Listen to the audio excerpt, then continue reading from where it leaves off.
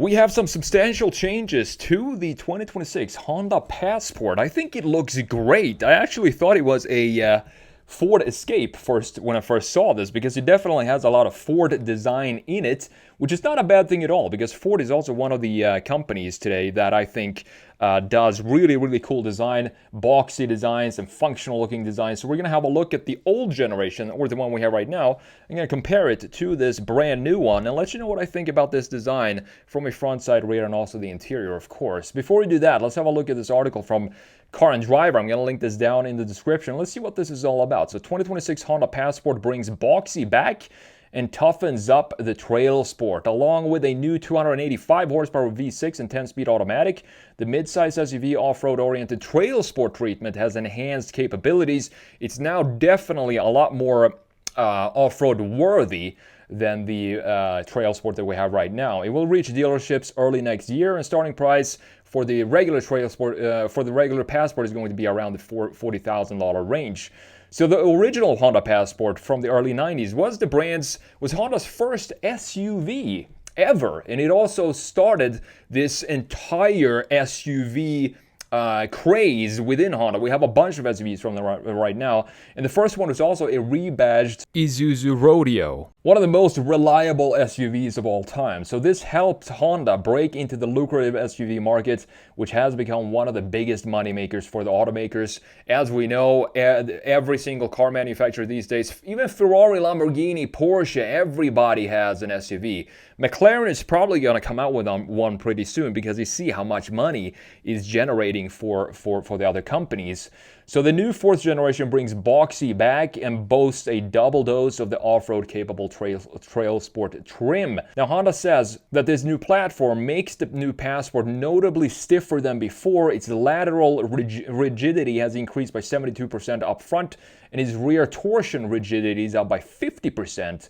It's also a lot bigger than before, and this is I'm not so sure if that's a good thing, because now we have the same wheelbase. The wheelbase is the same as the Honda Pilot, and that doesn't make sense to me. I want to have a smaller version of the Pilot, being the Passport. I don't want to have the same wheelbase, especially if you're going to take this off-road. You kind of want to have a shorter wheelbase, but this is bigger all around than the old Passport, 1.5 inches longer.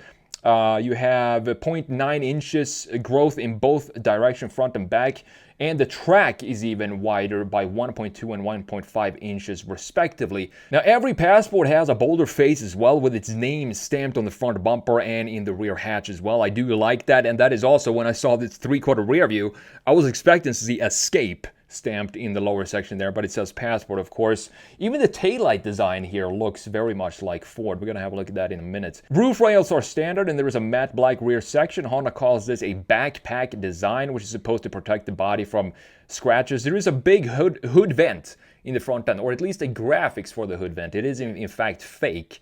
It would be cool to see some openings for the hood vent in the front end. You have a naturally aspirated 3.5 liter engine, has the same displacements as before, but they switched it up a little bit with the dual overhead cam setup now. 285 horsepower V6, better packaging for the engine itself, and better fuel economy and fewer emissions. So that's what they've been working on here. The old 9-speed is gone. We have a 10-speed unit now with paddle shifters as well. All-wheel drive, as it should, remain standard for this car, and it can actually put all the power, 100% of the power, it can route the power to one separate wheel. So that is great if you're losing traction when you're out on the trails and it's a little slippery. All Passports now also have standard hill descent control. So you have a lot of standard features here for the Passport. New suspension setups for the Trail Sport. Stronger parts includes forged steel control arms and cast iron knuckles. The steering column, which is stiffer and quicker. The front brakes are bigger than before, so it's beefed up all around this car. In the interior, we do have a 10.2-inch digital gauge cluster, standard along a 12.3-inch infotainment screen. Wireless Apple CarPlay, of course. Android Auto is, I'm not sure if it's standard, but you do have that here in the new Passport. And I do love that they kept the physical knobs and buttons for the climate control settings, which is fantastic to see in a 2026 model year.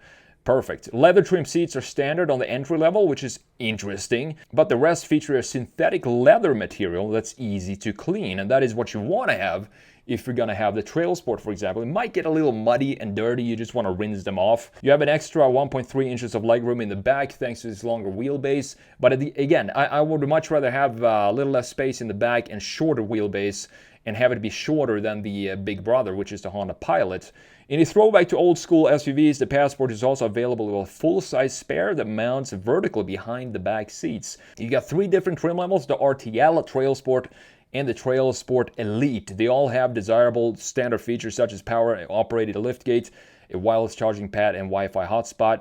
I would definitely go with one of the Trail Sport models here, because you do get 18-inch wheels with the General Grabber all-terrain tires, looking great, and they're also bigger than before, over 1 inch taller at 31 inches tall. Also comes with amber daytime run lights, which again, just feels more like a Ford to me. There's so many things about this design that definitely feels Ford.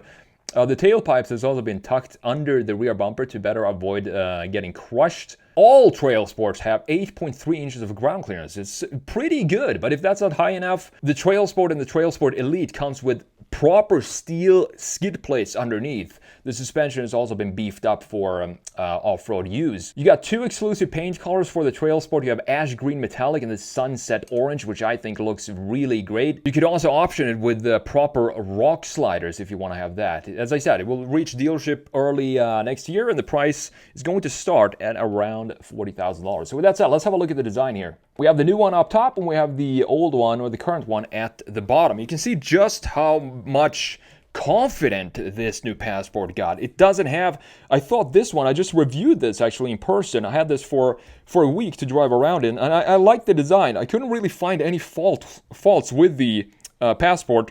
But one thing I said was that if we have the Trail Sport here, I definitely wanted to have bigger wheels.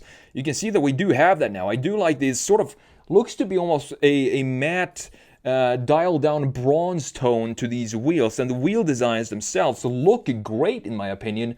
31-inch tires look even better than before. I thought these looked very, very small and didn't really fill out the wheelhouses here. The Trail Sport have the tow hooks right here, proper skid plate underneath, and what I love the most about this front end is that they integrated one horizontal line starting point up top, as you can see, like this, and then we have all the graphics features happening underneath here. And we also sort of have a separation with the bumper here for the upper section of the graphics of the front end, and you have the bumper and all the functionality, the rugged pieces at the lower end. So you have the face and the personality of the car being the top end, and then the functionality being at the lower end. You have these daytime run lights that are amber now. I love this design, but again, it just reminds me a lot of Ford. I also like that we have a pretty straightforward grille here. We have a grille up top. I'm not sure if this is, looks to be some openings here, and then you have a secondary grille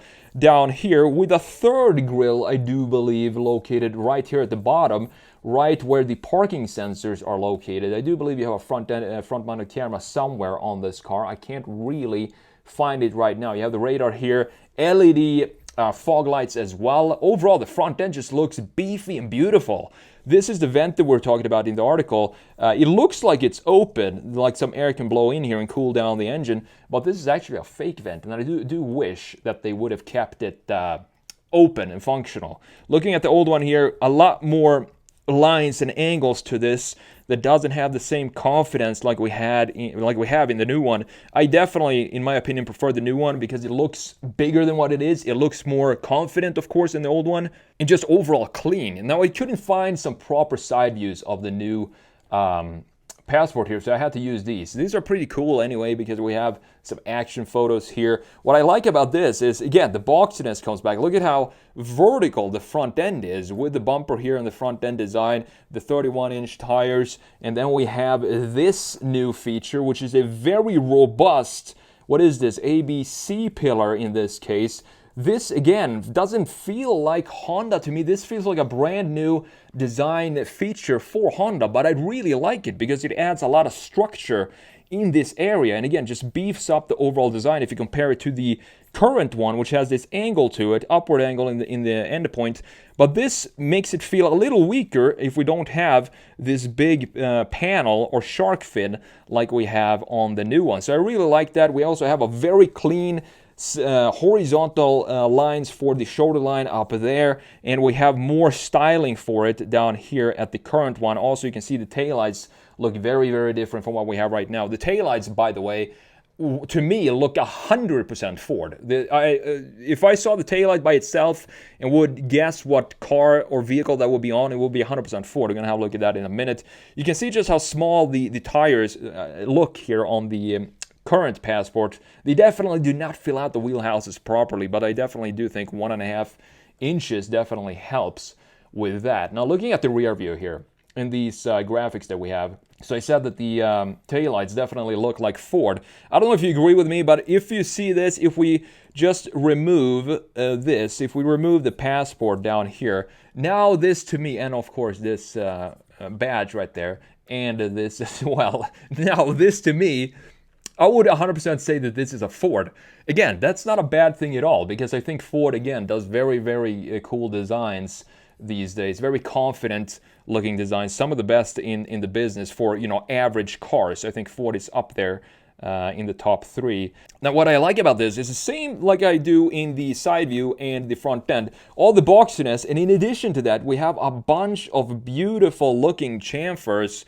For example, this one going around the key graphics, housing the taillights, creating a nice, beautiful framing for it right here. We have some more industrial features in the tailgate itself. Love that we have just a black piece here. It looks pretty cool. It breaks up this entire area of orange, or whatever color you have this car in, to have this piece be black. I actually like that. I also love that we have the Passport confidently stamped down all the way down low. Again, skid plates underneath here. You can see that the exhaust pipes are not visible. They're tucked in under here. Perfect for off-road use. And that is why I think that Honda actually put a lot of effort into making this a proper off-roader compared to the current Trail Sport, which feels like, halfway done off-roader. This one feels a lot more robust than the one we have right now. We have the taillights here, big juicy LEDs.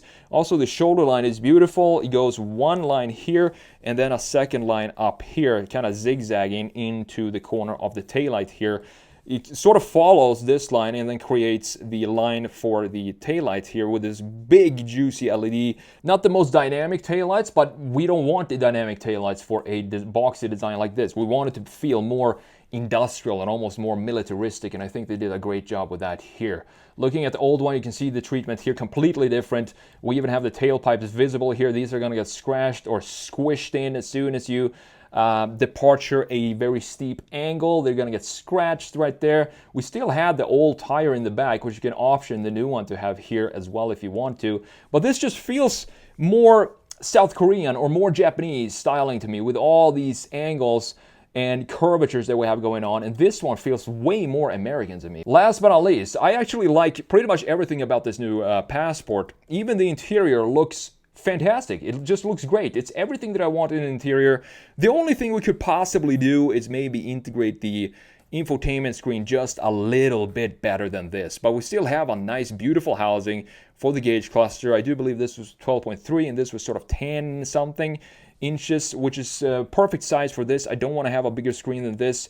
Here you can clearly see that this is a Honda, because we have these parallel lines stretching across the entire interior, which is pretty much typical for every single Honda today, which is great. They have some identity in the interior design as well. I would like to remove these buttons. I'm not a fan of these buttons that they kept for the 2026 model year. I would just want to have a regular gear shifter here that you just pull back and forth, make it a little easier. But the good news here, look at this. We still have the physical knobs and buttons. Knobs for the turning of the fan speed and the temperature. And then you have some buttons for heated steering wheel and heated seats and so on. Perfectly laid out. A separate unit down here, exactly as you know, like I want to see it. The steering wheel looks great as well. Very cozy looking interior. The old one, this is actually starting to look a little dated to me, because we have these curvatures. But again, it just comes back from the exterior design and their philosophy of the time when they were designing this. This has a lot more organic feel to it. Still not a bad looking design. I actually like this feature down here. Again, this climate control settings with these toggles here. When I was driving this, I really appreciated that solution. We can see that they still had, they kept this section, which is something that I want change up for the new model. So overall, beautiful work by Honda, and I think Honda is stepping it up right now. They're starting to become more confident in their designs and also in their lines. I think they're switching up their entire design philosophy to be more structural. I don't know if that's a good thing for a Japanese brand, because Japanese and Asian brands have always had this fluid emotions to it. Toyota, Mazda specifically with the Koda design language. But since this is supposed to be an off-roader, I do think this boxy design definitely suits the new Honda Passport.